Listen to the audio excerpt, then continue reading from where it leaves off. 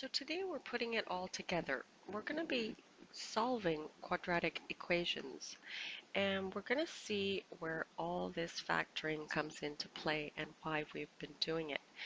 So when we're solving a quadratic equation, you're solving for the roots of the equation, and the roots are simply the x-intercepts, or what we call also the zeros, when we're discussing quadratic functions. And we know now that quadratic functions are simply our parabolas. So let's have a look at this one. It should look familiar, x squared minus 16. We saw that part before, and we called it a difference of squares. That's the method we use to factor it. But this time what we're doing is we're setting it equal to 0. So that's the only new part so far. Let's go ahead and factor it as we did before. We know that this is a square root of 16, which we put at the last of each bracket. We put our x's at the beginning, and when it's a difference of squares, one bracket has a plus and the other has a minus. It doesn't matter which one. So that's as far as we went before. Now what do we do now? What's the new stuff? Now what we're going to do is we're going to take each of those brackets, and since this part's equal to 0, we're going to take each of those brackets and separate them. And we're going to write each as set equal to 0. And then those become two equations that we can solve. So notice, if we do a little BEDMAS, 4 goes over to the other side and becomes negative 4. In this case, negative 4 goes over to the other side, becomes positive 4. We get two answers here, x equals negative 4 and x equals 4. Now what are those?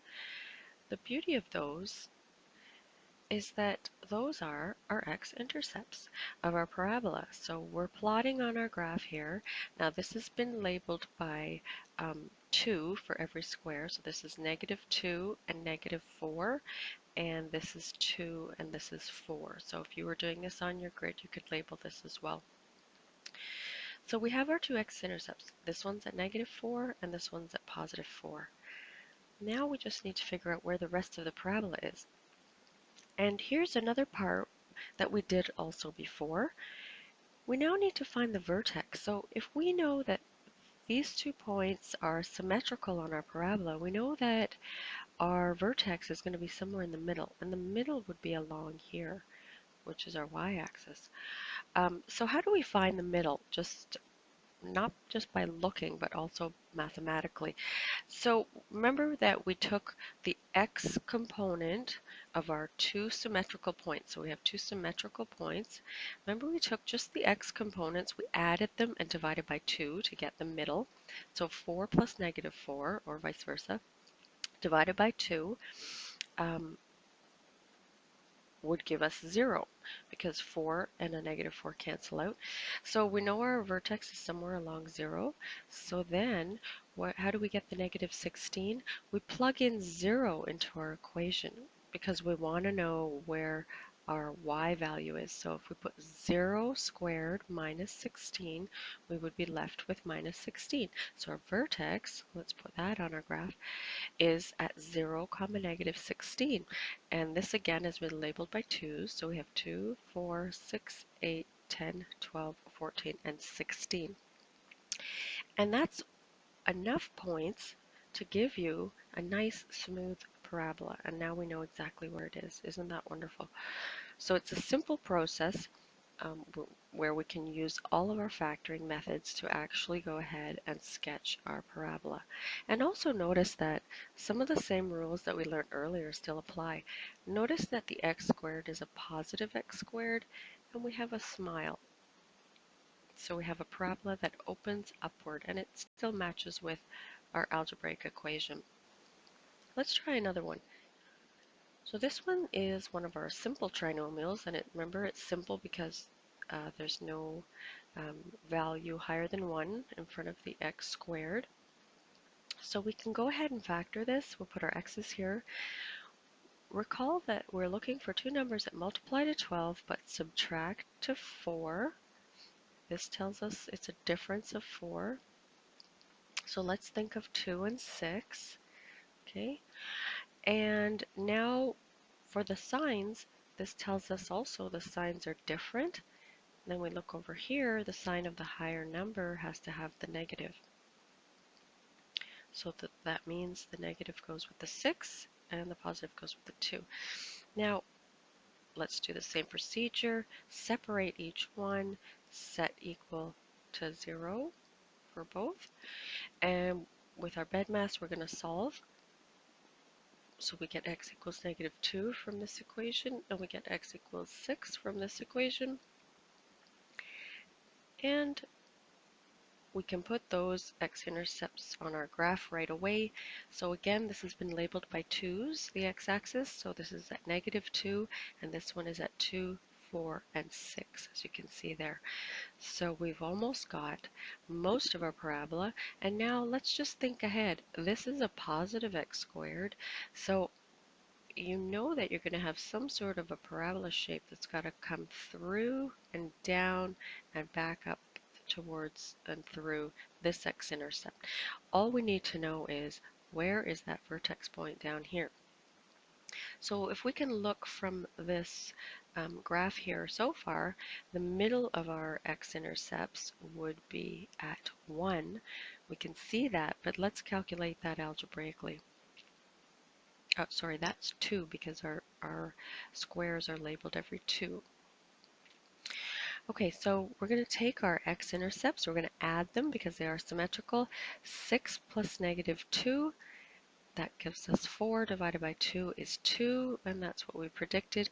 And then to get our y value for our vertex point, we're going to put 2 back in the equation, and I'll let you check that on your calculator. So you would do 2 squared minus 4 times 2 minus 12, and you would get -16. Just happens to be 16 again, but we never know what it is going to be. And again, this is labeled by 2's, so at 2, so right 2 and down 16. 2, 4, 6, 8, 10, 12, 14, and 16. And that's all you need to draw your parabola. Let's go ahead and do one last one. We have our Tuffy trinomial here. And just recall that we put our factors of our first number on the left. So factors of 4, 1 times 4, and 2 times 2. And on the right, factors of 5, 1 times 5. Let's flip the shorter side. And we're going to check we're going to multiply on the diagonal to look for the pairs that add to 12. Okay, so we're looking for pairs that add to 12. So let's check, and you'll discover it's these. So 2 times 5 is 10, and 1 times 2 is 2, so 10 plus 2 is 12. That's what we're looking for. So let's put down those numbers in order. The first in the first of the bracket, and the last in the last of the bracket, in that order. And now our signs. This one's nice and easy. It says both are the same. They're both negative.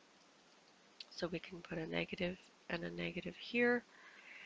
And now let's apply that same procedure. Separate each bracket, set it equal to 0. Now this time when you solve this, and I've skipped a couple steps here, the -5 would come over to the other side, and then you would divide by 2. So 5 divided by 2 would be 2.5. We do get a decimal this time.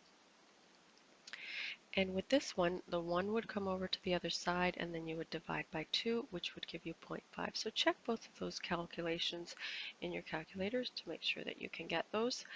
And we'll go ahead and put our x-intercepts on our graph. This time, each square is simply 1. So this is at a half, or 0.5, and then 1, 2.5 is here. So we know where would the middle be. The middle for our vertex is going to be at 1.5, but let's calculate that. So we have 2.5 plus 0.5 divided by 2 is 1.5, and to get the y value, we would put 1.5 in here for x and calculate that, and we would get -4. So just double check that, and we'll put -4, so at 1.5, and then down 1, 2, 3, 4. Now this point should be more in the middle. These graphs are not so good, but that allows us to draw our nice smooth parabola. And again, this um, this equation has a positive leading coefficient, so that means that again we have a smile. So now you have all the tools you need for sketching any sort of parabola that's even away from the origin, and it's all because of our factoring tools.